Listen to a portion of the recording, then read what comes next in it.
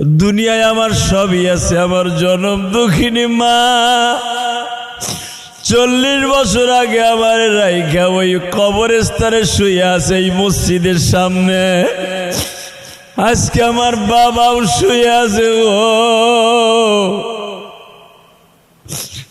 আমার দুঃখ বোঝার মতো, আমার বোনের কথা বলার মতো এই দুনিয়ায় আর কেউ নাই।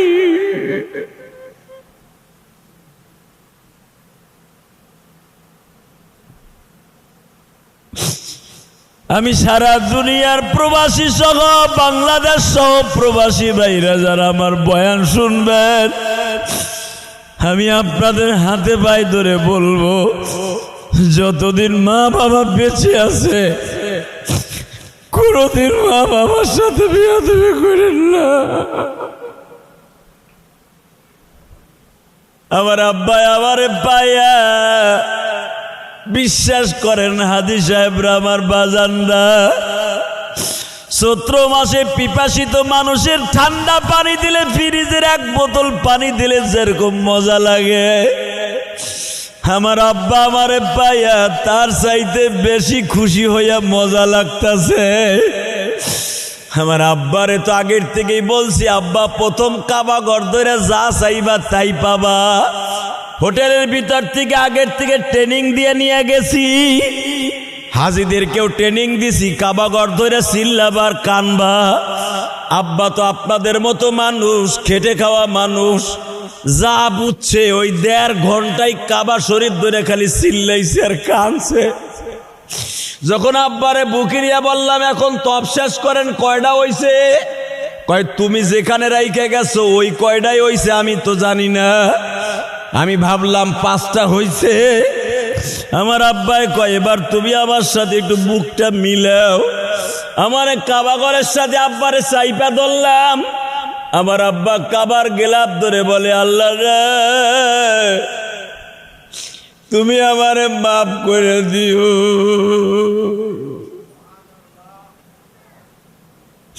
আমি গুনাহগার মানুষ, আমারে মাফ করে দিও। ইলিয়াস আমারে হজে আনছে, ওর মারে তুমি মাফ করে দিও।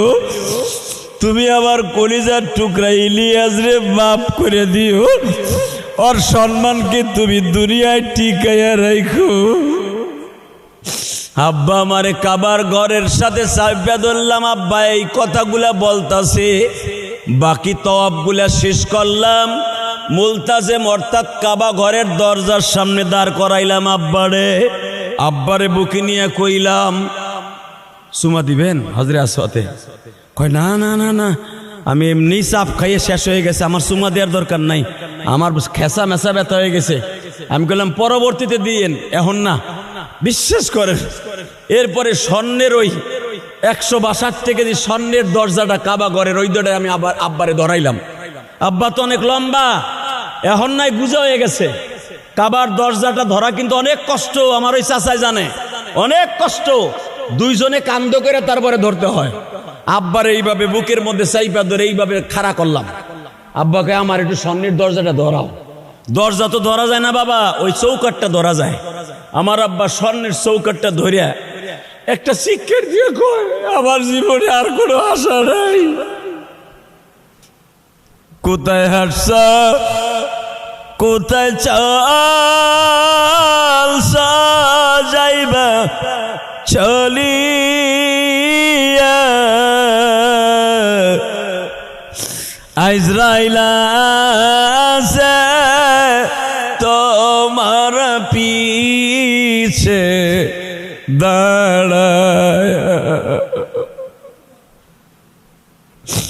আজরাইল আছে তোমার পিছে দাঁড়ায়। আমার আব্বা এখানে বসে জুমা পড়ছে। আব্বা, আল্লাহ গো, আজকে তার সন্তানেরা, তার ভাইরা জুমার নামাজ পড়তে আসছে, আর আমার আব্বা মাটির ঘরে ঘুমাই রয়েছে। আপনাদের জানা আছে আমার নবীর জীবনের শেষ জুমা যেদিন ছিল, শেষ জুমা, আমার নবীর যেদিন শেষ জুমা, আমার নবী আর জুমা পড়াইতে পারবে না। আপনারা জানেন হাদিসটা, কিতাবুল জুমার মধ্যে আসছে, নবী রবিউল আউয়াল মাসের 12 তারিখ সোমবার বেলা 10:45 থেকে 10টার মধ্যে ইন্তেকাল করেন। সুবহানাল্লাহ বললেন না? আমার নবীর জীবনে কোনো কাজা আদায় হয় নাই, কাজা নামাজ আদায় হয় নাই, কাজা হয় নাই নামাজ। আমার নবী রোজ সোমবার ইন্তেকাল করলেন। সোমবারের আগে শুক্রবার পর্যন্ত কয়দিন থাকে? 3 দিন। শুক্র, শনি, রবি, মাঝখানে কয়দিন থাকে? 3 দিন। আবার নবী সোমবার ইন্তেকাল করবে, 3 দিন আগে জুমার দিনে সাহাবীদের কাছ থেকে ঠিক এইভাবে বিদায় নেয়। কারণ 5 দিন আগে আমার নবী মা আয়েশার ঘরে ঢুকছে। আজরাইল নবীর সাথে দেখা করতেছে বারবার, জিবরাইল বারবার দেখা করতেছে। আমার নবীর জীবনের শেষ জুমা, মৃত্যুর 3 দিন আগের জুমাটা নবী পড়াইতে পারেন নাই। আল্লাহু আকবার বললেন না? আমার নবীর 11 বছরের জিন্দেগিতে, কারণ মাদিনায় আসার পরে জুমার নামাজ চালু হয়। আল্লাহুম্মা সাল্লি আলা মুহাম্মাদিন ওয়া আলা আলি মুহাম্মাদ কামা সাল্লাইতা আলা ইব্রাহিম ওয়া আলা আলি ইব্রাহিম ইন্নাকা হামিদুম মাজিদ। اللهم بارك على محمد وعلى آل محمد كما باركت على إبراهيم وعلى آل إبراهيم إنك حميد مجيد. نحمده ونستعينه ونستغفره ونؤمن به ونتوكل عليه ونعوذ بالله من شرور أنفسنا ومن سيئات أعمالنا. من يهده الله فلا مضل له ومن يضلله فلا هادي له. الذي أرسل رسوله بالهدى ودين الحق ليظهره على الدين كله وكفى بالله شهيدا. أما بعد فقد قال الله تبارك وتعالى فأعوذ بالله من الشيطان الرجيم. بسم الله الرحمن الرحيم.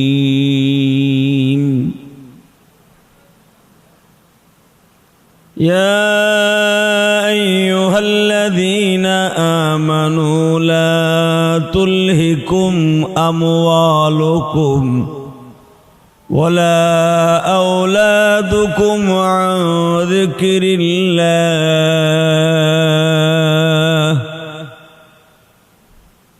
كل نفس ذائقة الموت ثم إلينا ترجعون.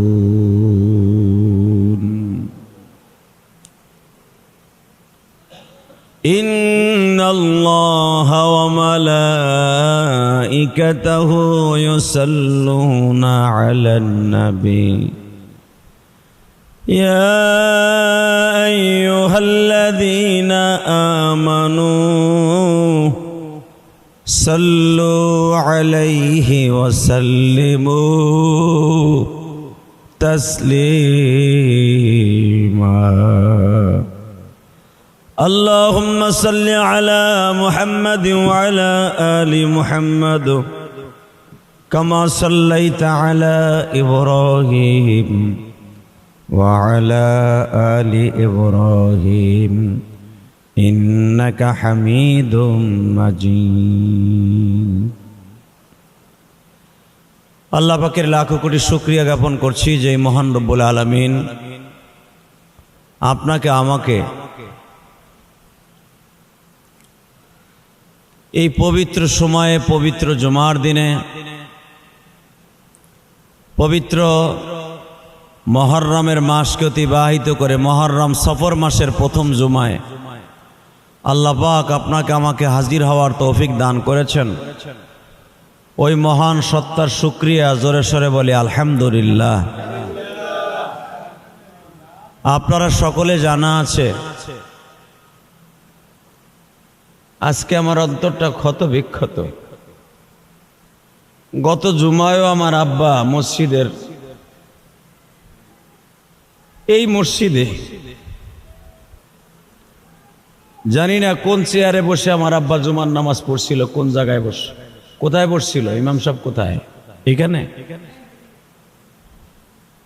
আমি আমার আব্বারে দেখতাম এই ডাইন পাশে মসজিদের ঢুকতে ডাইন পাশে ঠিক এই জায়গাটাই আমার আব্বা, যেখানে আমার চাচা বসে আছে রজব আলী খান, এইখানে চেয়ারে বসে আমার আব্বা জীবনের শেষ জুমা পরে বিদায় নিয়ে চলে গেছে। এই যে আমার ভাই তালেব ভাই, আবু তালেব, এই যে আমার মামা বালামিয়া সাহেব, আমার অত্যন্ত আমাদের এই গ্রামের সবচেয়ে প্রবীণ, যার বয়স 108-এর উপরে, আমার নালমিয়া মামা। আসলে এদের সিরিয়াল তো আগে, তাই না? এদের সিরিয়াল আগে না? আমার এই যে আবু তালেব ভাই 1টা বছর ধরে স্ট্রোক করে ঘরে পড়ে আছে।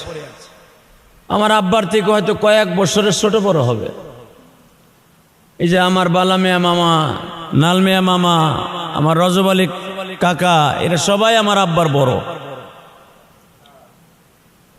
यही हम सब मुसाफिर हैं वही आखिर ठिकाना,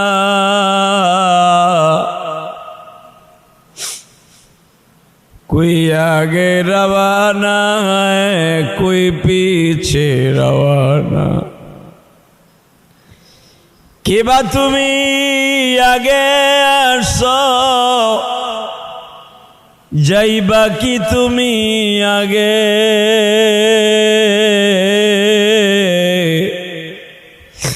তোমার আগে যাবে চলে যে পিছে আসে।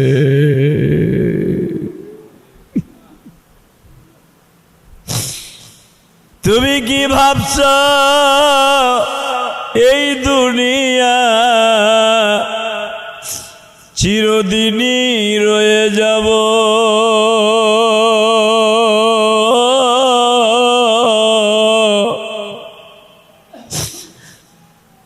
চোখ বুঝিলে সারা পৃথিবী অন্ধকার হয়ে যাবে।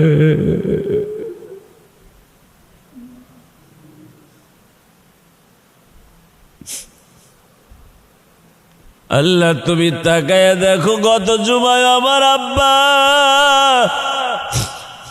আমার এই গ্রামের এই মসজিদের ডান পাশে বসে বসে জুমার নামাজ পড়ছে। আজকে আমার আব্বা মাটির কবরে ঘুমানো গো মালিক।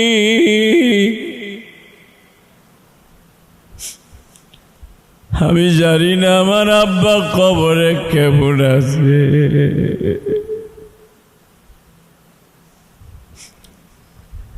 আল্লাহ এই মসজিদের সামনেই তো আমার আব্বা সহ আমার জনম দুঃখিনী মা সহ অসংখ্য কবর এখানে ঘুমায় আছে। আল্লাহ প্রত্যেকের কবরটা জান্নাতের বাগান বানায় দাও আল্লাহ। আল্লাহ প্রত্যেকের কবরটা জান্নাতের বাগান বানায় দাও আল্লাহ। আজকে আমার গ্রামের বাড়িতে আমারই কষ্টে গড়া আপনাদেরকে সাথে নিয়ে এই মসজিদে জুমার নামাজ এই জন্যই পড়াইতে আসছি, যেন আবার আব্বা বলতে পারে যে আমার ইলিয়াসকে কষ্ট করে পাট বেচা ধান বেচা কিষান দিয়ে আমার ইলিয়াস রে আলেম বানাইছি। আমি যেই জুমা পড়ে আসছি পরের জুমা আমার ইলিয়াস ওখানে বসে আমার জন্য দোয়া করছে। একটা বাবার জন্য সবচেয়ে বড় সফলতা হলো ওইটা, সবচাইতে বড় সফলতা একটা বাবার জন্য ওইটা, যেই বাবা কবরে যাইবার পরে তার জন্য দোয়া করার জন্য মানুষ তৈরি হয়ে যায়। কারণ হাতের ছুরি যেমনি আয়না দিয়ে দেখা লাগে না, আমার আব্বাও যে কত কষ্ট করে আমারে মানুষ করছে। এই মসজিদের কাজ ধরার আগে আমার আব্বা আমারে পাও ধরে নাই, তার সাথে বেশি করছে।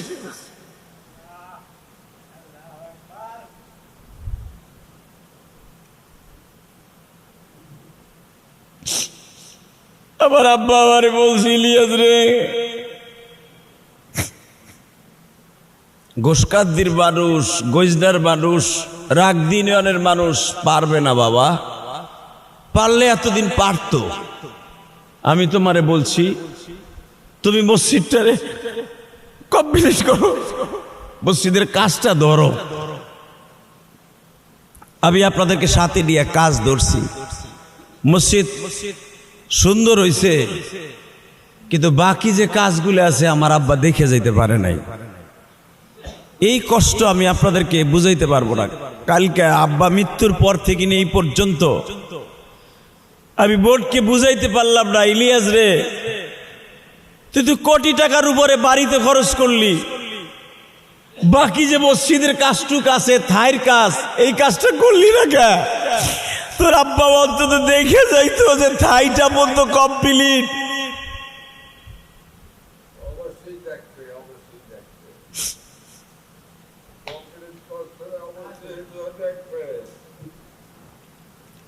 এই 3টা দিন আবার অতটা ক্ষত বিক্ষত মামা, আপনি জানেন না। আমার আব্বা আমাকে বলছিল একটু ঢিল দাও, এত দ্রুত করার দরকার নাই, আস্তে আস্তে করো। কিন্তু গত সপ্তাহের আগের সপ্তাহ আব্বা পাগল হয়ে গেছে। তুমি তাড়াতাড়ি বৃষ্টির পানিটা ঢোকার আগে থাইডের ব্যবস্থা করো, তাড়াতাড়ি মানুষের দৈর্ঘ্য থাইর ব্যবস্থা করো, বৃষ্টিতে পানি ঢুকে মসজিদের ভিতরে। ভাবছি লক্ষ লক্ষ টাকায় মসজিদে আমি দিছি। আপনারা জানেন আমাদের এলাকায় এমন কোন মসজিদ নাই যে আমি ইলিয়াসুর রহমান জাদি গুনাহগার গরিব মানুষের ছোঁয়া নাই। আমি সব মসজিদে শরীক থাকছি, একমাত্র আমার জনম দক্ষিণী মায়ের জন্য, আমার নানা নানির জন্য, দাদা দাদির জন্য। আজকে আমি বলবো আমার বাবার জন্য।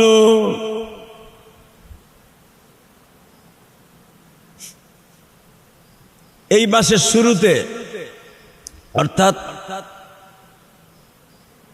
আল্লাহ জুন মাসের 25 তারিখ সরপরশন নদী মাদ্রাসায় যখন আমি 50,000 টাকা দেই, আপনারা ভাবতে পারেন কার আজকে মিডিয়া আসছে, আমি নাম ফুটাবার জন্য বলছি না, আল্লাহর কসম। আপনার ভাইগনা রুহুল আমারে বলল, মামা 7টা ঢালাই দিতে পারতেছি না, আপনাদের গজনের গ্রামের মসজিদে দিছেন, ঘোষকান্দি মসজিদে আপনি লাখ লাখ টাকা দিছেন, সবই আপনার হাতে করা, মামা আমাদের মসজিদে কিছু টাকা দিবেন। আমি বললাম আমার আব্বার কাছে জিজ্ঞেস লই, দেখেন আমার আব্বা দানের ব্যাপারে কত, আমার আব্বা দানের ব্যাপারে কত সচ্চর ছিল।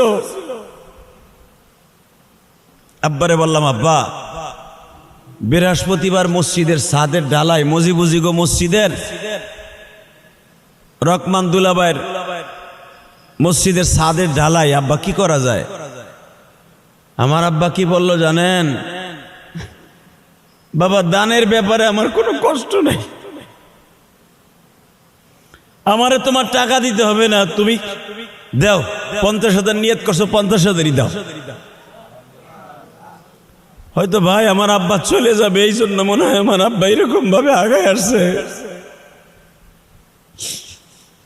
আমি আপনাদের দুইটা পায়ে ধরে বলবো, দুনিয়ায় কোনো কিছু থাকবে না। ইদা মাতাল ইনসান ইনকাতা আমালুহু ইল্লা মিন সালাসা আও সাদকাতুল জারিয়া। বিশ্বনবী বলেন তোমার ইন্তেকালের পরে কোনো আমল চালু থাকবে না, কোনো আমল। তিনটা জিনিস ছাড়া, ইল্লা, ইল্লা হরফে ইস্তিসনা দিয়া বিশ্বনবী বলেন ইল্লা মিন সালাসা আও সাদকাতিন জারিয়া। প্রথম নাম্বার, তিনটা জিনিস তোমার বাকি থাকবে, বাকি সব আমলের দরজাগুলো বন্ধ হয়ে যাবে। এক নম্বরে হলো তুমি যদি মসজিদ মাদ্রাসা অথবা সদকায়ে জারিয়া, এলাকার মসজিদ মাদ্রাসার দরজা, মসজিদ মাদ্রাসা অথবা রাস্তাঘাট করে দিয়ে যে থাকো, একটা গরিব মানুষকে দান করে দিয়ে থাকো, ওইটাই তোমার থাকবে, আর সব আমলের দরজা বন্ধ হয়ে যাবে। হয়তো আমার আব্বা 1 বছর ধরে মনে হয় এরকম একটা টের পাইছিল মামা, যে আমি আর দুনিয়ায় থাকবো না। আগে আব্বা দানের ব্যাপারে অনেক কথা বলতো, পরে দাও, আসতে দাও, নিজেকে মসজিদে দাও, দূরে দেয়া লাগবে না। কিন্তু চরপরশন নদী মসজিদে দেয়াতে বুঝছি আমার আব্বা দানের ব্যাপারে কত উৎসাহী ছিলেন। আমার আব্বা ডাইরেক্ট বলে ফেললেন, আমি বলছিলাম আব্বা 20,000 দেই, এই মুহূর্তে বাড়ির কাজও করতেছি, আমার ঢাকার মসজিদের কাজও করতেছি, ওইখানে তো 4 কোটি টাকার উপরে চলে গেছে আব্বা, 3 তলার ছাদের পিলার উঠাইছি, ওর ছাদও দিতে হবে আব্বা, ঢাকার মসজিদের একটু কমাই দেয় 20,000।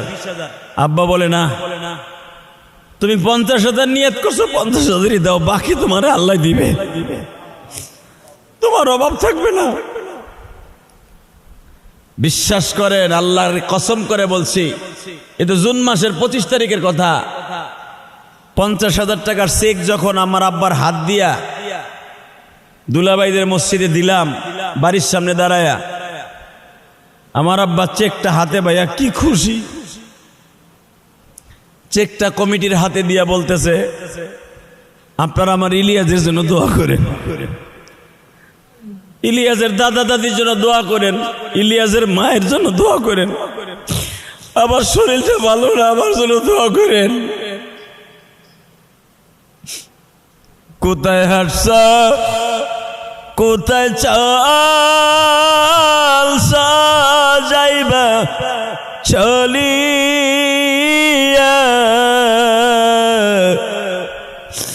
আইজরাইল আছে তোমার পিছে দাঁড়ায়, আজরাইল আছে তোমার পিছে দাঁড়ায়। আপনারা সবাই আমার রক্তের সম্পর্ক, দুনিয়ায় আমার সবই আছে। আমার জনম দুঃখিনী মা 40 বছর আগে আমার রাইখা ওই কবরস্থানে শুয়ে আছে এই মসজিদের সামনে। আজকে আমার বাবাও শুয়ে আছে। ও আমার দুঃখ বোঝার মতো, আমার বোনের কথা বলার মতো এই দুনিয়ায় আর কেউ নাই।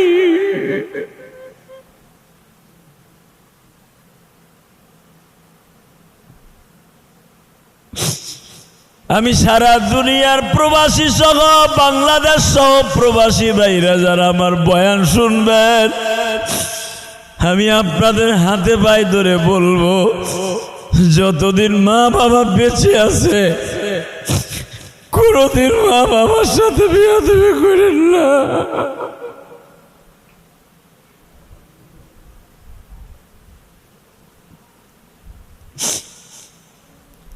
কোনদিন বাবার সাথে বেয়াদবি করেন না, কোনদিন বাবার অন্তরে কষ্ট দিয়েন না।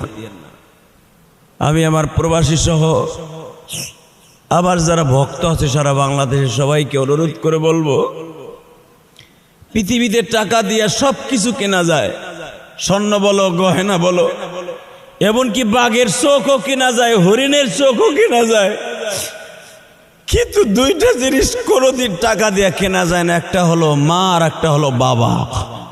এই দুইজনের আদর একবার চলে গেলে আর কোনোদিন কেনা যায় না। এই যে আপনারা যারা আছেন আমার আব্বার বয়সী, একসাথে লেখাপড়া করছেন, আমার আব্বা যাই কিছু করুক আমার আব্বার দিলটা পরিষ্কার ছিল, এটার ভিতরে কোনো সন্দেহ নাই। আমার আব্বার দিলটা একবারে সাদা ছিল, আমি জানি। আমার আব্বার ভিতরে কোনো অহংকার ছিল না। আপনাদের চোখে আমি পানি দেখতেছি, শুধু একটা কথাই বলবো, কবরে কাউকে খাতির করব না, কবরে কাউরে খাতির করব না।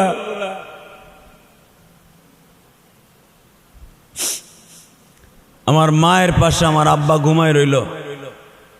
আজকে 4টা দিন হয়ে গেল, জানি না আমার আব্বা কবরে কি করতেছে।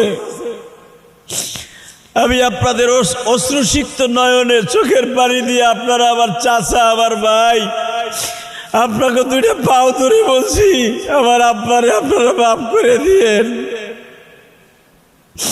গত জুমায় এই মসজিদে আমার আব্বা এখানে বসে জুমার নামাজ পড়ছে গো।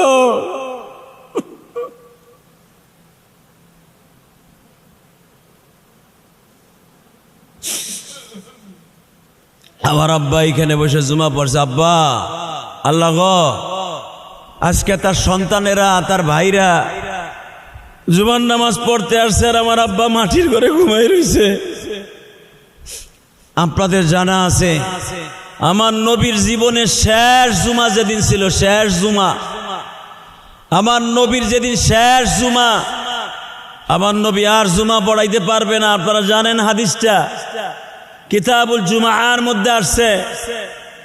নবী রবিউল আউয়াল মাসের 12 তারিখ সোমবার বেলা 10:45 থেকে 10টার মধ্যে ইন্তেকাল করেন। সুবহানাল্লাহ বললেন না? আমার নবীর জীবনে কোনো কাজা আদায় হয় নাই, কাজা নামাজ আদায় হয় নাই, কাজা হয় নাই নামাজ। আমার নবী রোজ সোমবার ইন্তেকাল করলেন।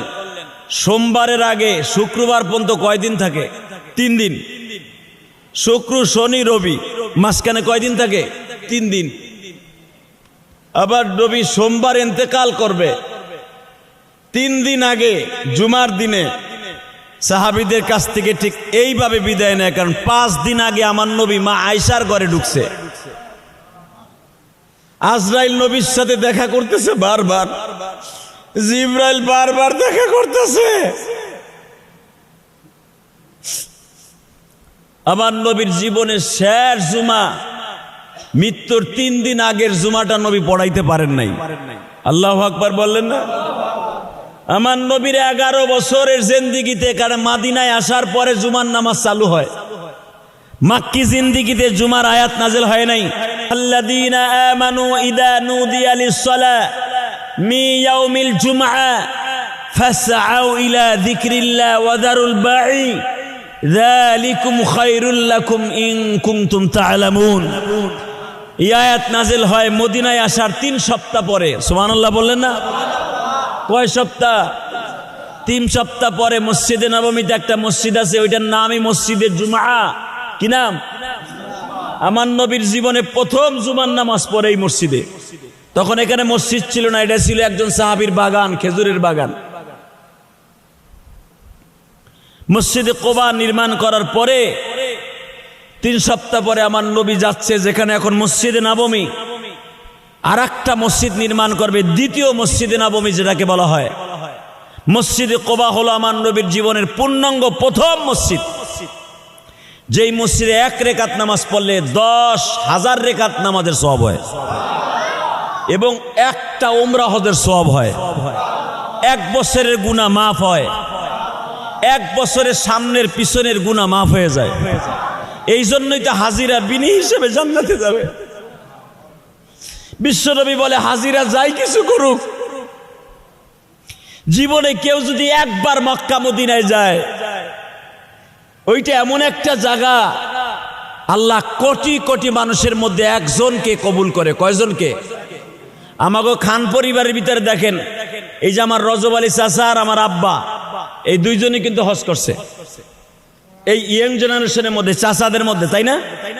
রজব আলী চাচা আমার আব্বা করছে, দুইজনে করছেন না? এর আগে আর কিন্তু কেউ হজ করে নাই, করলেও দাদার আমলে করছে। তাহলে এই দুইজন হলো খান পরিবারে হাজি। আর আপনি দেখেন গোশকান দিতে আমি ছাড়া হাজি কে আছে বলেন? আছে? আছে কেউ? আমিও তো গজনের সন্তান, আমি তো গোশকান্দির সন্তান না। তাহলে আমার খান পরিবারে আমরা তিনজন হাজি, আব্বা, আমি, আমার কাকা। আপনাকে গোশকান্দি এখনো পর্যন্ত কত ইটালিয়ানের বাপ আছেন, একটা উমরা পর্যন্ত করতে পারলেন না। হ্যাঁ হ্যাঁ হ্যাঁ, আলহামদুলিল্লাহ আমি ভুলে গেছি আমাকে খান পরিবারের ভিতরে দারোগা আব্দুল মান্নান সাহেব, আমি ভুলে গেছি গা। কুতু ভাই, আমার কলিজার ভাই কুতু ভাই, হাজি জুলমাত খান তো অনেক আগে। তা আলহামদুলিল্লাহ খান পরিবারে অনেকটি হাজি আছে, আলহামদুলিল্লাহ বলেন। কিন্তু তালেকদার বংশে আপনি দেখেন এখনো পর্যন্ত কিন্তু কেউ হজ করতে পারে নাই, এমনকি একটা উমরাও করতে পারে নাই। এটা দুর্ভাগ্য। তাহলে আমি আপনাদের সবাইকে বলি, হজ সবার কপালে হয় না। কথা বলেন না কেন? অনেকের সন্তান 10 বছর 12 বছর, অনেকের সন্তান 20 বছর বিদেশের বাড়ি গেছে, কিন্তু বাবার হজ করাইতে পারে নাই। কথা বলেন না কেন? আমি আমার তালেব বাইরে আরো 5 থেকে 7 বছর আগে উমরায় নিয়ে আনেন লেগা আমি আবুল হাসানকে বলছিলাম যে টাকা অর্ধেক লাগে আমি দেবো, তোর বাপরে লগে লয়ে চল। হয়তো ভাইয়ের কপালে নাই, কেন এই অবস্থা আর যাইতে পারবো না, কিন্তু আমার ইচ্ছা ছিল তোমার নিয়ার। আল্লাহ সাক্ষী, আল্লাহ কবুল করে নাই। তবে আমি তোমারে বলছি না, আমি বলছি, আমি আপনাদেরকে বলি, শুধু তালেব ভাই না, যদি আপনাকে কেউ শক্তি থাকে যে আপনি উমরায় যাবেন, আপনি উমরা করার ভিতরে যদি টাকা কম পড়ে, আপনি যা পারবেন দিবেন, বাকি টাকা আমি ইলিয়াস রহমান জিয়া দিয়া হলো আপনার উমরায় অথবা হজে পাঠাবার নিয়ত করবেন ইনশাল্লাহ। কেন জানেন? জীবনে কেউ যদি একবার হজ করতে যায়, বিশ্বনবী বলেন, মান হাজ্জা লিল্লাহ ওয়ালাম ইয়ারফাস ওয়ালাম ইয়াফসুক রাজা কায়াউমিন ওয়ালাদাতহু উম্মুহু, যারা জীবনে একবার মক্কা মদিনায় আল্লাহকে সন্তুষ্ট করার জন্য হজে যাবে, আল্লাহ তার জীবনে সব গুনাহ মাফ করে দিবে, তার এমন নিষ্পাপ করে দিবে, রাজা কায়াউমিন ওয়ালাদাতহু উম্মুহু, মনে হবে আজকে বুঝি ওই বাচ্চাটা তার মায়ের গর্ভ থেকে ভূমিষ্ঠ হইল, এমন নিষ্পাপ হয়ে যাবে ওই হাজিটা। পৃথিবীতে এমন কোন আমল নাই হজের মতো যে পুরা নিষ্পাপ হওয়া যায়, একমাত্র আরাফার মাঠ সারা। অতএব সারা বছরের ভিতরে 365 দিনের ভিতরে একটা দিন আছে সবচেয়ে দামি, সেই দিনটা হলো আরাফার দিন। সেই আরাফার দিনটা একমাত্র হাজিদেরই কপালে হয়, আর কারো হয় না। ব্যাপারটা বুঝতে পারে নাই মনে হয়। রাতের ভিতরে 5টা হয়, সবে কদর কয়টা? 5টা, 5 দিন। 20 তারিখের পরে 30 তারিখ পর্যন্ত, 30শে রমজান পর্যন্ত কয়টা রাত কদরের? 5টা। আর হজের ভিতরে দিনের ভিতরে শুধু একটা দিন দামি। কয়টা? একটা। রাতের ভিতরে অনেক দিন দামি আছে। মিরাজের রাত্র দামি, শবে মিরাজ দামি, লাইলাতুল বরাত দামি, শবে কদরের 5 দিন দামি। বোঝেন না আমার কথা? কিন্তু দিনের ভিতরে কয়টা দিন দামি? একটা দিন। সেটা দিনটি কোনটা? আরাফার দিন। ইয়াউমুল আরাফা আহতাসিবু আলাল্লাহ। আরাফার দিন আল্লাহর কাছে এত দামি, আল্লাহ বলে আহতাসিবু আলাল্লাহ গুফিরা লাহু মা তাকদ্দামা মিন যামবি ওয়া মা তাআখার। যে ব্যক্তি আরাফার মাঠে উকুফে আরাফা ফজরের পর থেকে নিয়ে বেলা ডোবা পর্যন্ত থাকবে, তার জীবনে কোনো গুনাহ থাকবে না, তার জীবনে কোনো গুনাহ থাকবে না। এবং সে যাকে টার্গেট করে দোয়া করবে, ওই দোয়াই কবুল হয়ে যাবে। আমি এতদিন আপনাদের কাছে বলি নাই, আমার আব্বার গোপনীয় কিছু আমল এখন আপনাদেরকে বলি। আমার আব্বার আপনারা যাই কিছু মনে করেন, আমার আব্বা কিন্তু আলেম না। যখন আব্বারে প্রথম তওফে নামাইলাম, আমার ওই কাকা বুঝবে, কাবাঘরটা ধরা খুব কষ্টের ব্যাপার, সুমা দেয়া খুব কষ্টের ব্যাপার। প্রথম তওফে নাইমেই আমার আব্বা হারায় গেল। কারণ তওফে নাইমে হাজিরা হারায় যায়, কে কোন দিক যায় ধরে রাখা যায় না, এত মানুষের চাপ। আমার আব্বা আমাকে দলে থাকতে পারলো না, হারায় গেল। আব্বা হারায় থাইকা মনে হয় এটা আল্লাহর ইশারা। আব্বা হারাইয়া আমারে না পাইয়া 1.5 ঘন্টা কাবার গেলা বুকের মধ্যে নিয়ে আব্বা চিল্লাইছে আর কাঁদছে।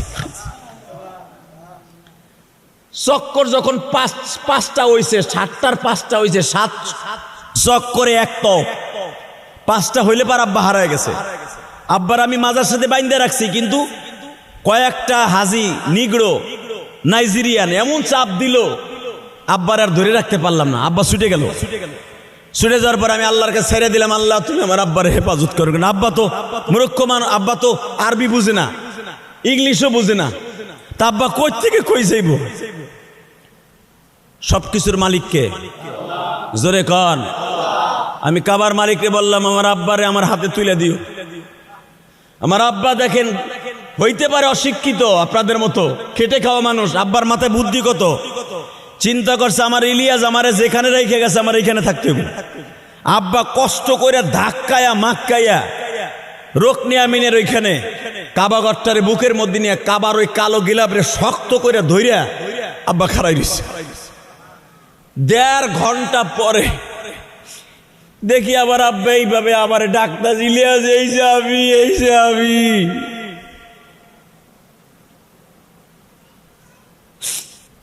আমার আব্বা আমারে পাইয়া, বিশ্বাস করেন হাজি সাহেবরা আমার বাজানরা, চৈত্র মাসে পিপাসিত মানুষের ঠান্ডা পানি দিলে, ফ্রিজের 1 বোতল পানি দিলে যেরকম মজা লাগে, আমার আব্বা আমারে পাইয়া তার চাইতে বেশি খুশি হইয়া মজা লাগতাছে।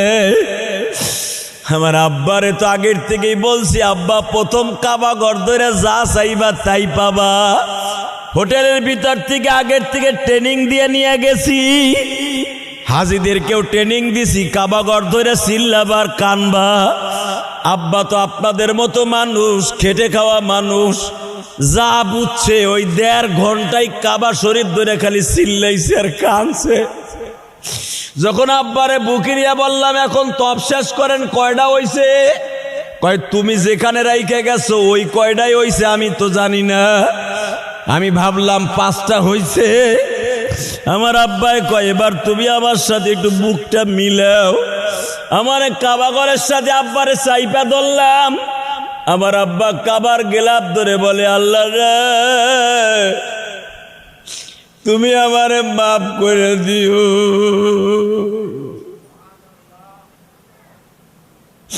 আমি গুনাহগার মানুষ, আমারে মাফ করে দিও। ইলিয়াস আমারে হজে আনছে, ওর মারে তুমি মাফ করে দিও। তুমি আমার কলিজার টুকরা ইলিয়াস রে মাফ করে দিও। ওর সম্মানকে তুমি দুনিয়ায় টিকাইয়া রাখো। আব্বা আমারে কাবার ঘরের সাথে চাপিয়া ধরলাম। আব্বা এই কথাগুলা বলতাছে, বাকি তওয়াবগুলা শেষ করলাম। মুলতাজিম অর্থাৎ কাবা ঘরের দরজার সামনে দাঁড় করাইলাম আব্বারে বুকে নিয়ে কইলাম সুমা দিবেন হজরে আসওয়াতে? কয় না না না না, আমি এমনি চাপ খাইয়ে শেষ হয়ে গেছে, আমার সুমা দেওয়ার দরকার নাই, আমার খেসা মেসা ব্যথা হয়ে গেছে। আমি বললাম পরবর্তীতে দিয়েন, এখন না। বিশ্বাস করেন, এরপরে স্বর্ণের ওই 162 কেজি স্বর্ণের দরজাটা কাবা ঘরের ওই দরজায় আমি আবার আব্বারে ধরাইলাম। আব্বা তো অনেক লম্বা, এখন নাই গুজা হয়ে গেছে। কাবার দরজাটা ধরা কিন্তু অনেক কষ্ট, আমার ওই চাচাই জানে, অনেক কষ্ট। দুইজনে কান্দ করে তারপরে ধরতে হয়। আব্বারে এইভাবে বুকের মধ্যে চাইপা ধরে এইভাবে খাড়া করলাম। আব্বাকে আমার একটু সামনের দরজাটা ধরাও। দরজা তো ধরা যায় না বাবা, ওই চৌকাটটা ধরা যায়। আমার আব্বা স্বর্ণের চৌকাটটা ধরিয়া একটা শিক্ষার দিয়ে কয়, আমার জীবনে আর কোনো আশা নাই।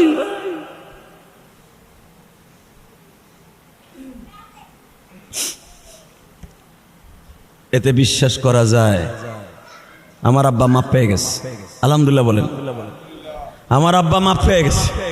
আমার আব্বা আরাফার মাঠে 1টা মিনিটের জন্য ঘুমায় না, 1টা মিনিটে। মিনা মুজদালিফায় 1 মিনিট ঘুমায় না, কারণ আমার সাথেই তো আমার আব্বা। আমারে বলছে কি জানেন, আর জীবনে আইতে পারি বা না পারি, বলে কুলাইতেও পারে নাও পারে, ছাড়া করা যাবে না। আব্বা আমারে থুইয়া গোপনে গোপনে তাবুর পাশে যাইয়া, মিনার তাবুর পাশে যাইয়া এইভাবে হাত তুলে খালি কাঁদতেছে। আর আবার মাঠে আব্বারে পাই না, সেই সকালে হারায় গেছে, আর পাইছি আসরের আগ দিয়ে। আব্বা কই গেছিলেন? আরে গেছিলাম যেখানে আদম আর হাওয়া যেখানে মিলন হইছে, ওইখানে যাই আল্লাহর কাছে কাইন্দাইছি। আমি কইছি আব্বা কি কইলেন আল্লাহরে? আমার আব্বাই বলে কিছুই কই নাই, খালি কইছে আল্লাহ আমার ইলিয়াস রে তুমি ভালো রাখো, আল্লাহ আমার ইলিয়াস রে তুমি মাফ করে দিও। তা আমার আব্বা যদি আমার এইগুলো বলে যেয়ে থাকে, আমি আমার আব্বার জন্য কিছু করতে পারি নাই।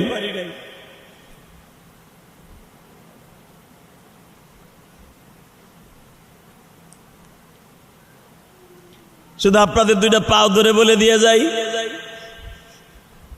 আবার আব্বার জন্য আমি কিছু করতে পারি নাই। তবে এতটুকু আমি করার চেষ্টা করব।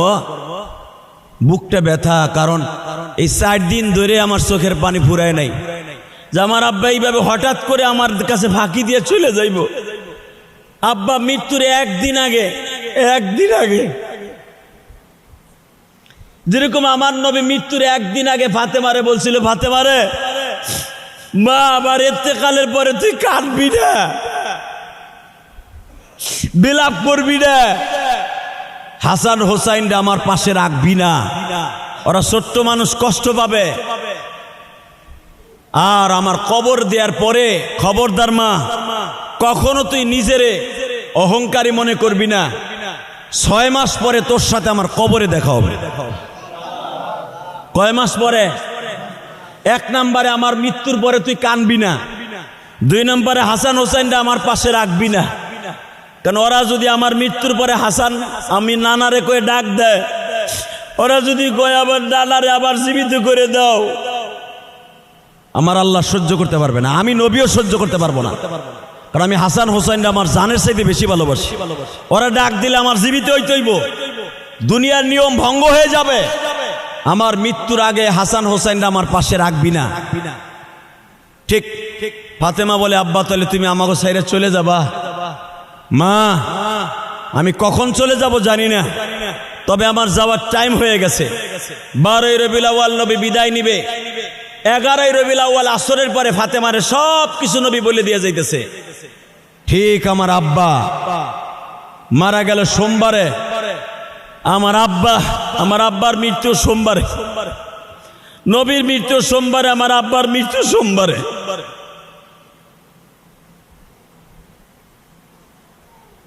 আবার নবী মারা গেছে সোমবার দিনে, আমার আব্বা মারা গেছে সোমবার সন্ধ্যায়। আমার আব্বা রবিবারে আমারে বলে, শনিবারে বলে অসুস্থ আর একদিন আগে, বাবা আমি জানি তুমি অনেক কষ্টে আছো, আমি দোয়া করি তোমার কষ্ট থাকবে না, পৃথিবীর কেউ তোমার সম্মান নষ্ট করতে পারবে না, তুমি অমক্রে ক্ষমা করো না।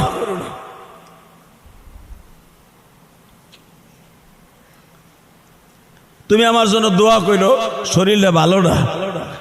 আমি জানতাম না বাজান, আমার আব্বার সাথে এইটাই আমার জীবনের শেষ কথা। আমার আব্বা আমার বিদায় দিয়ে চলে গেছে, আপনাদের কাছ থেকে চলে গেছে। এইখানে আমার আব্বা ছিলেন, চলে গেছেন। আমি আপনাদের দুইটা পাও ধরে বলবো, আমার আব্বার চলে গেছে 1 সপ্তাহ হয় নাই, 4 দিন হয়েছে। আমার আব্বা যদি আপনাদেরকে এই মসজিদের কোনো কষ্ট দিয়ে থাকে, আল্লাহর রাস্তায় মাফ করে দিয়েন। আপনারা যদি কেউ চলে যান, আমের কানে যদি শুনি বাংলাদেশে আমি থাকি, আমি আপনার জানাজায় আসবো ইনশাল্লাহ।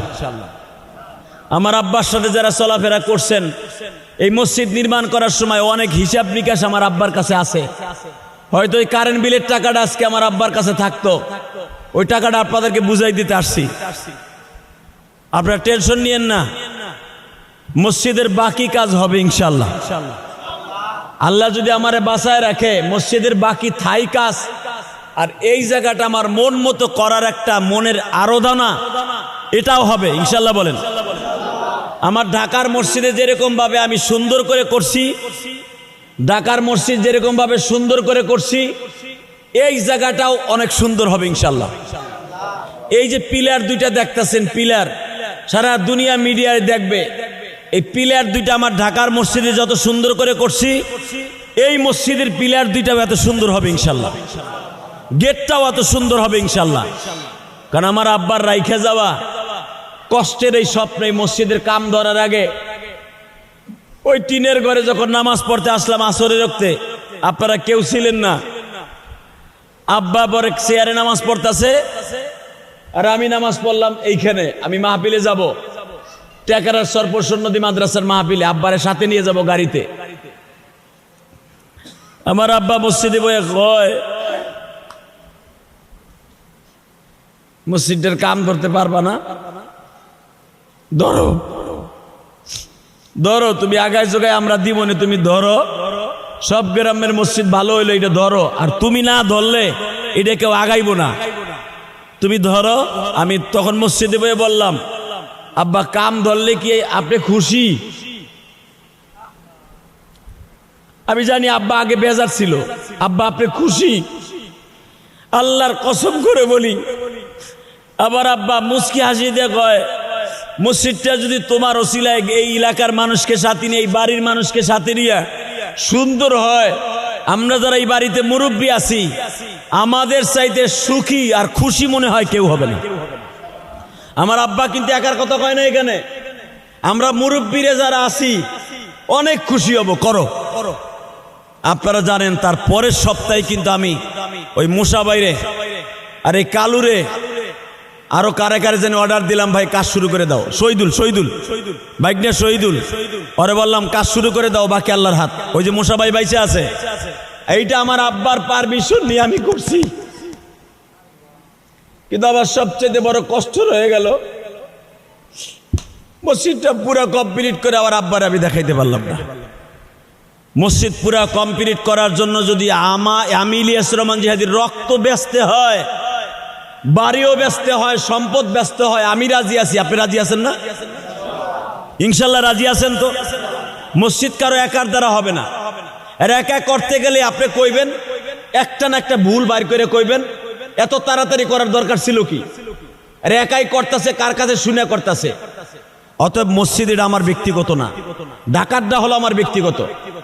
ঢাকা যে মসজিদ করছি 4,32,00,000 টাকা খরচ করে, ওইটা আমার ব্যক্তিগত টাকার, আল্লাহ আমারে দিছে, আমি করছি। কিন্তু এইটা আপনাদের 10 জনের মসজিদের, হয়তো আমি আপনাদের খেদমত করছি। আমি আমার আব্বার রাইখে যাওয়া স্বপ্ন, আমার আব্বাই মসজিদে বসে বলছিল, তুমি মসজিদের কামটা ধরো, আমরা মুরব্বীরা দেখে যাই যে মসজিদের কামটা সুন্দর হয়েছে। আমার আব্বার স্বপ্ন, আমার রক্ত বিক্রি করে হলো মসজিদকে বাকি কাজ সুন্দর করাইয়া আল্লাহরে দেখায় দেব ইনশা। আমার সাথে আছেন না আপনারা? সবাই আছেন তো ইনশাআল্লাহ? আমিও আপনাদের সাথে আছি। আল্লাহ আমাদের সবাইকে তৌফিক দান করুক। যাইবার আগে শুধু মুনাজাতের আগে শুধু একটা কথাই বলবো, আমার আব্বার উপরে যদি আপনাদের রাগ থাকে মাফ করে দিছেন তো? কারণ জানাজার সময় তো হাজার মানুষ ছিল, হাজার মানুষ। ওই সময় তো আর সবার কাছে আপনার কাছে মাপ চাইতে পারি নাই। আমার আব্বাও মাপ চাইতে পারে না, কেন আল্লাহ আমার আব্বারে সুযোগ দেয় নাই। আমার আব্বা আমার ওই বাড়িতে, আপনারা জানেন, কাজ শেষ করে আইছে 1টা পর্যন্ত। জোহরের রক্তে নামাজ পড়বে বিদে আমার আব্বা গোসলে গেছে। গোসলে যাই আমার আব্বা পড়ে গেছে, একটা কথাও কারো কাছে বলতে পারে নাই।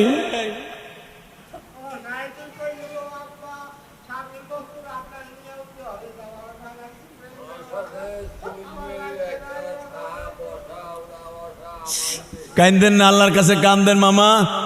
আল্লাহ হয়তো আপনাদের কপালে রাখেন, এখন এই বয়সে আর উমরায় যাওয়া সম্ভব না, কারণ ওইখানে যে অবস্থা, লক্ষ লক্ষ হাদিস চাপ সহ্য করতে পারবেন না। যাই হোক, আপনারা এই দুনিয়ায় না পারেন, আপনাকে নামে আমি যদি উমরায় যাই, প্রত্যেকের নামে এক একটা উমরা করে দেবো ইনশাল্লাহ। আপনার নামেও করব, আপনার নামেও করব, আমার মামার নামেও আমি উমরা করবো ইনশাল্লাহ। আমি ওয়াদা দিয়ে গেলাম, এই 3 জনের নামে আমি উমরা করে দেবো, কারণ আপনারা আর যাওয়ার সুযোগ নাই, আপনি গেলেও আর পারবেন না। অতএব আমি আপনাদের সবার কাছে দাবি রাখবো, আমার আব্বারে মাফ করে দিছেন তো? বলেন, মনের থেকে বলেন, আমার আব্বারে মাফ করে দিছেন? আমার আব্বা যদি কারো কষ্ট দিয়ে থাকে, আমার আব্বারে মাফ করে দিয়েন। আর আমার আব্বা যদি কারো কাছে টাকা পাইয়া থাকে, আমি আপনার কাছে চাই না, আপনার দিতে হবে না। আমি জানাজার দিনে বলছি, আজকেও বললাম, আমার আব্বা যদি আপনাদের কারো কাছে 1 লাখ টাকাও পায়, আপনার দিতে হবে না। আমি মাফ করে দিছি। আমি তার কলিজার টুকরা বড় সন্তান হিসাবে মাফ করে দিছি। আমার ফ্যামিলির পক্ষ থেকে আমি মাফ করে দিছি, আপনার দিতে হবে না 1 টাকাও। কিন্তু আজকে আপনাদের মিডিয়ার সামনে সারা পৃথিবীতে বললাম, যদি আপনারা কেউ আমার আব্বার কাছে 1টা টাকাও পান, আল্লাহর কসম, আল্লাহর কসম, আপনি মাফ করবেন না। আপনার মাফ করতে হবে না।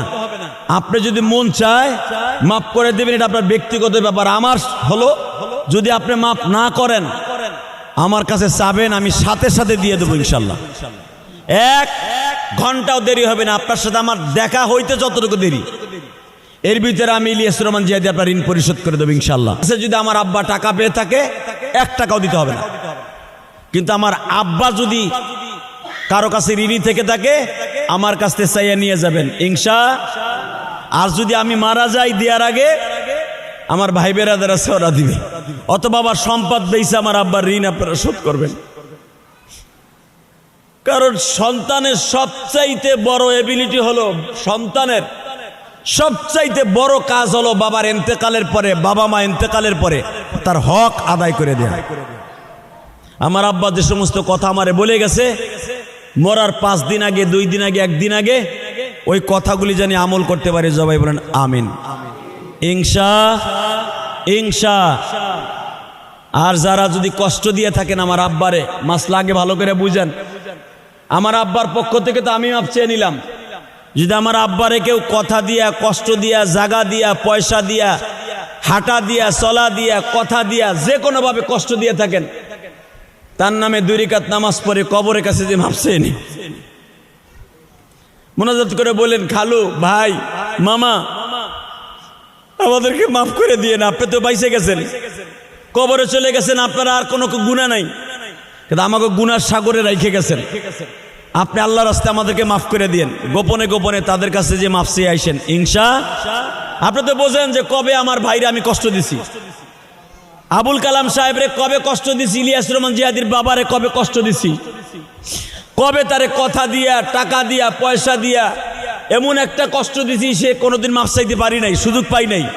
তাহলে আপনার কাছে দাবি হলো, এই ঋণ কিন্তু আল্লাহ কোনোদিন শোধ করবে না। কোটি টাকা দিয়েও পারবেন না, 100 বার হজ করলেও এই ঋণ আল্লাহ শোধ করবে না, যদি বান্দার কাছে আপনি কোনো অন্যায় করে থাকেন। এখন আপনার সূরা হলো, আমার আব্বার কবরের পাশে যাইয়া 2 রাকাত নামাজ পড়ে অথবা সূরা ইখলাস পড়া, আমার আব্বার কাছে নয়, আল্লাহর কাছে বললেন, আল্লাহ, আমি তোমার বান্দার কাছে অন্যায় করছিলাম, তোমার বান্দার কাছে মাফ চাওয়ার সুযোগ পাই নাই। তোমার বান্দারে বইলো আমি কিছু সওয়াব দিলাম, এর ওসিলায় যেন সে আমারে মাফ করে দেয়। ইনশাআল্লাহ আমার আব্বা আপনারে মাফ করে দেবে, আল্লাহ আপনারে মাফ করে দেবে। আল্লাহ আমাদের সবাইকে তৌফিক দান করুক। সবাই তওবা করি, আস্তাগফিরুল্লাহ। রব্বি, এই বাচ্চাটা, আস্তাগফিরুল্লাহ, রব্বি মিন কুল্লি জামবিও আতুবু ইলাইহি, লা হাওলা ওয়ালা কুওয়াতা ইল্লা বিল্লাহিল আলিয়্যিল আযীম, লা ইলাহা ইল্লাল্লাহু মুহাম্মাদুর রাসূলুল্লাহ। আপনারা অনেকে ভাবতেছেন যে মানুষ মারা যাওয়ার পরে 3 দিন 4 দিন পরে একটা খাওন দেয়, এটা বলেন না আপনারা? এটা জায়েজ নাই। না না, রাখেন, আপনি তো জানেন, সবাই জানে না, এটা খাওন দেয়া জায়েজ নাই, একবারে হারাম। এইটা খাওয়া, এই 4 দিন 40 দিন পরে খাওয়ান, এইটা হলো গরুতে পায়খানা কইরা ওই গোবর খাওয়া, যা যেরকম হারাম, এই 4 দিন 40 দিন খাওয়া ওইরকম হারাম। এটা এমন একটা ঘৃণার জিনিস, বিশ্বনবীর কোন 40 হয় নাই, কোন সাহাবীর হয় নাই, কোন আলেমের হয় নাই। এই যে বড় হুজুর মারা গেছে, শুনছেন? বড় হুজুর 4 দিনে খাওয়াইছে। আল্লামা শামসুল হক ফরিদপুরি মারা গেছে, 4 দিন খাওয়াইছে, শুনছেন? এখন যদি কন, তাহলে তোমরা হুজুরে কত ফইত্যা বাইর করলা, তোমরা মানুষের দেখাও, তোমরা খাওয়াইতে গেলে ঘামাও না। বাবা, আমরা ঘামাই না, আমরা মানুষের দেখাই। দায় ঠেককে কেন খাই জানেন? আপনার বাপের 40-60 দিন আপনি করবেন, আপনার বাপের 4 দিন আপনি করবেন এলাকার সমাজ দেহানের লেগে, নাম ফুটানের লেগে। আর এই বাচ্চাগুলো থামাও না, এই বাচ্চাগুলো আনছো কেন, এত ছোট বাচ্চা? এই শোনেন, আপনারা মাসলা আগে বুঝেন, বিশেষ করে আমার এই বাড়ির এই কাজ চলবে না। আর অন্য গ্রামে যা করে করুক গে, চলবে না এটা। আমি ইলিয়াস রহমান যতদিন আছে, তাহলে আমি আপনার আগে আছি, নাহলে নাই। 60 দিন 40 দিন 3 দিন কোনো খাওয়ান চলবে না। আপনি 10 দিনের মাথায় করেন, 15 দিনের মাথায় করেন, 3 দিন 4 দিন চলবে না। আপনি 1 বছর পরে করেন, আপনার বাধা দিছে কে? যেটা হাদিসে আছে এই মৃত্যু ব্যক্তির কাজে লাগবে ওইটাই তো করবেন। কলেন বলেন, আপনি খাওয়াবেন কি জন্য? আপনার বাপের কবরে ভালো থাকার জন্য না? কারণ আপনার খাওয়ানোর কারণে যদি আপনার আব্বারে জাহান্নামের আগুন খাওয়ায় ফেরেশতারা, যেমন বদমাশ রাই খাইছে ওর নাম ফুটানের লাইগা, তোর পোলায় নাম ফুটানের লাইগা গরু কিনছে, দেখ তুই কই রাইছর আকাম, আর তোর পোলা খাওয়াইতেছে দাওয়াত দিয়া।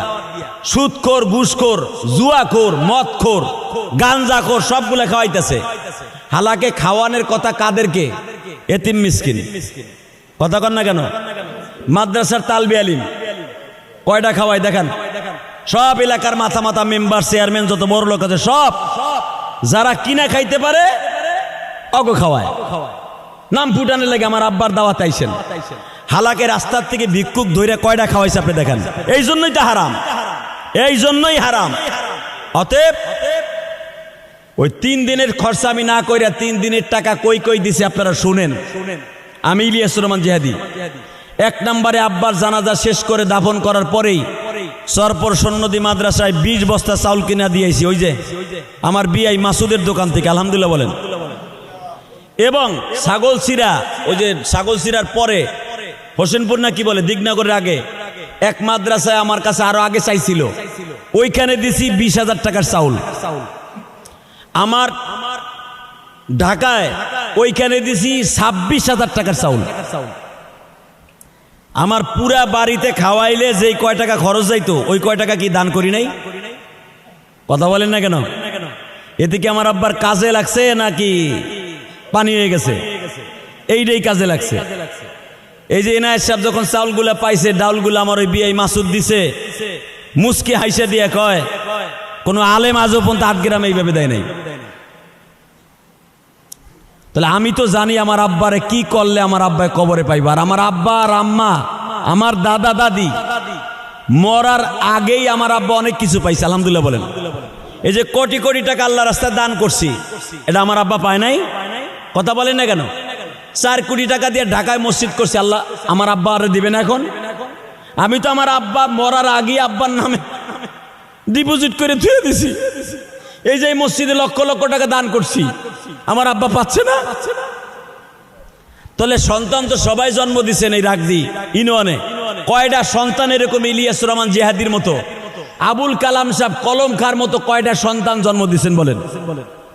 সমালোচনা করতে পারবেন কিন্তু আসতে পারবেন না। আব্বার মরার পরে একজন আমার বলতেছে জানাজার পরে, আমরা চাইছিলাম ওরা ডাইল ভাত আমাকে খাওয়াইবা, সাথে সাথে এটা কাউন্টার দিছে আলমগীর চেয়ারম্যান, এই বেটা এটা জায়েজ পাইছস নাকি? হে তোর আমার সাথে ভালো মাসলা জানে। শাহাবুদ্দিন চেয়ারম্যানের ভাই রহমান ও ভেটু দিছে, এই বেটা খাস নাই। নিয়ম হলো বেটার একটা লোক মারা গেলে 40 দিন তার শোক থাকে। কয়দিন? হালাকে শোকের ভিতরে 4 দিনে তার খাওয়ানোর আর বাজার করার, এটা কি ঠিক আছে? এই জন্যই তো এটা হারাম। বরঞ্চ 10 দিন পর্যন্ত আর এক বাড়িতে পাক করে ওই মৃত ব্যক্তির বাড়িতে খাওয়ানো, এটা হলো জায়েজ। তার বাড়িতে হাড়ি চলবে না। এই যেরকম আমার আব্বা যেদিন মারা গেছে কোন বাড়িতে যেন খাওয়ান আইছে, এইটা হলো সুন্নাত। 10 দিন পর্যন্ত তাদের খাওয়ান দিতে হয়, তাদের বাড়িতে হাড়ি জানানোর সুন্নাতের খেলাফ। আমাদের এলাকায় কি 4 দিনের দিন হাড়ি তো জলে জলে, বরঞ্চ 14 গুষ্ঠী খাওয়ান লাগে, শোক আর থাকে না, এই জন্যই হারাম। অতএব দোয়া করেন আল্লাহ যদি আমারে বাঁচায় রাখে, যেই বাড়িটা কমপ্লিট করার জন্য আমার আব্বা জানটা দিয়ে দিছে, যেই বাড়ির থেকে আমার আব্বা গাছ লাগাইয়া কবরে চলে গেছে, ওই বাড়িটা কমপ্লিট করার পরে আমি আমার আব্বার নামে নয়, আমি আল্লাহর নামে অনুষ্ঠান করব ইনশাআল্লাহ। আব্বার নামে না, কার নামে? জোরে খান, কার নামে? না আব্বার নামে? কোনো আব্বার নামে অনুষ্ঠান না, কার নামে? কোরবানি দেব কার নামে? নামাজ পড়ব কার নামে? আল্লাহ বলে অনুসুকি ওয়া মাহইয়ায়া ওয়া মামাতি লিল্লাহি রাব্বিল আলামিন। অনুসুকি ওয়া মাহইয়া, তোমার জীবন তোমার মরণ, ওয়া মাহইয়ায়া ওয়া মামাতি, তোমার মরণ লিল্লাহি রাব্বিল আলামিন। কার জন্য? আল্লাহ কোরআনে বলেন। আর আমরা করি আব্বার লাগে, আমরা করি পীরের লাগে, আমরা করি আমার দাদার লাগে খরচ করছি না। ওইটারে আজ থেকে আমি বন্ধ করে দিলাম। গোশকান দিয়ে যদি কেউ মারা যায় 4 দিন 3 দিন চলবে না। করবেন আপনি করেন, 10 দিন পরে করবেন, 1 মাস পরে করবেন, ইনশাল্লাহ বলেন। আর 3 দিনের দিন নয়, যেদিন মারা যাবে ওই দিনই তার নামে 2000 5000 1000 যা পারেন মাদ্রাসা মসজিদে দান করে দেবেন। পারবেন তো? ইনশাল্লাহ পারবেন তো? মনে থাকবে তো? 3 দিন আর 4 দিন চলবে না, বলেন ইনশাল্লাহ। কোনো খাওয়া দাওয়া চলবে না, হ্যাঁ খাইবেন 10 দিন পরে, ওই ডেটে না, 4 দিন পরে না, ইনশাল্লাহ। আমি আপনাদের জন্য দোয়া করি, আপনারা আমার আব্বার জন্য দোয়া করেন। আজকে আপনাদের দোয়ার জন্য, দোয়া করাইলে মিষ্টি মুখ করাইতে হয়, এই জন্য কয়েক কেজি মিষ্টি আনছি, ভালো মিষ্টি আনছি। নামাজের পরে আমার আব্বার জন্য মিষ্টিটা হাতে নিয়ে আমি হয়তো কবরের কাছে যাব জিয়ারত করতে। যদি মন চায় যে আপনার আব্বাও কবরে গেছে, আপনার দাদা দাদিও কবরে গেছে, আপনার সন্তান কবরে, নিয়ত করে আমার আব্বার কবরের পাশে দাঁড়ায় দোয়া করবেন, আর কিছু চাই না। আল্লাহ আমাদের সবাইকে তৌফিক দান করুক। কুল হুয়াল্লাহু আহাদ আল্লাহুস সামাদ লাম ইয়ালিদ ওয়া লাম ইউলাদ ওয়া লাম ইয়াকুল লাহু কুফুয়ান আহাদ। আল্লাহুম্মা আমিন। ربنا ظلمنا أنفسنا وإن لم تغفر لنا وترحمنا لنكونن من الخاسرين. اللهم اغفر لنا ولوالدينا رب ارحمهما كما ربياني صغيرا.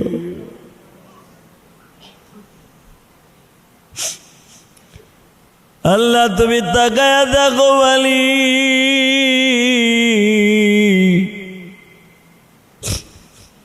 আমি ইলিয়াসুর রহমান জিহাদি আজকে চিরয়েতি।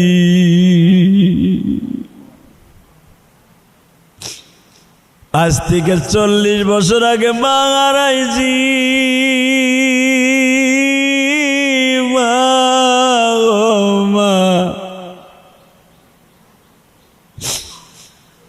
আজ থেকে 4 দিন আগে বাবাও হারাইছি।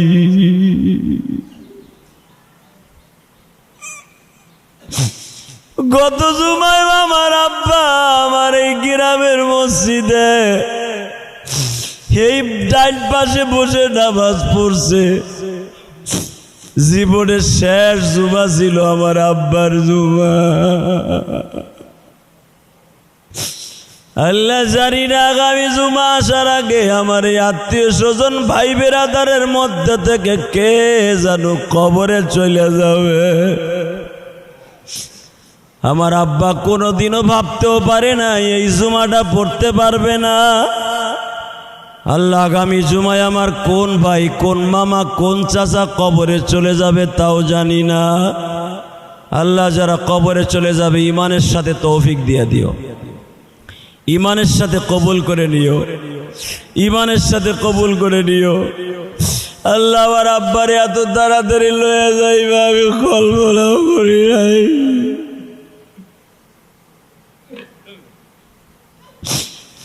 মাকে নিয়ে গেছো তখন ভালো করে বুঝতে পারি নাই, 12 বছরের সন্তান ছিলাম আমি। মা কি জিনিস, বাবা কি জিনিস ভালো করে বুঝতাম না। আজকে বুঝ হইল, সব হইল। আব্বাকে নিয়ে গেলা, আব্বার খেদমত ঠিক মতো করতে পারলাম না। আল্লাহ তুমি আমার আব্বা সহ দুনিয়ার সব আব্বার কবরে তুমি ভালো রাখো। দুনিয়ার সব মৃত ব্যক্তির কবরটা জান্নাতের বাগান বানায়ো। আল্লাহ কবরস্থানে যারা শুয়ে আছে সবাইকে মাফ করে দাও। আল্লাহ আল্লাহ তাদের সবাইকে মাফ করে দাও। যারা আমার সাথে আমিন আমিন বলছে, কারো মা, কারো বাবা, কারো মা বাবা একসাথে, কারো দাদা দাদি, নানা নানি, শ্বশুর শাশুড়ি, আত্মীয় স্বজন অনেকেই কবরে শুয়ে আছে। প্রত্যেকের কবরটা জান্নাতের বাগান বানায় দাও। আল্লাহ আমার আব্বার কবরটা জান্নাতের বাগান বানায় দাও। আমার আব্বারে তুমি কবরে একা রাখো না আল্লাহ। আমার মতো যারা প্রবাসী ভাইরা আছে, আল্লাহ প্রবাসে আমার অনেক ভাইরা আছে, আমার আব্বার অনেক সন্তান প্রবাসীতে আছে, আমার 2টা ভাই প্রবাসে।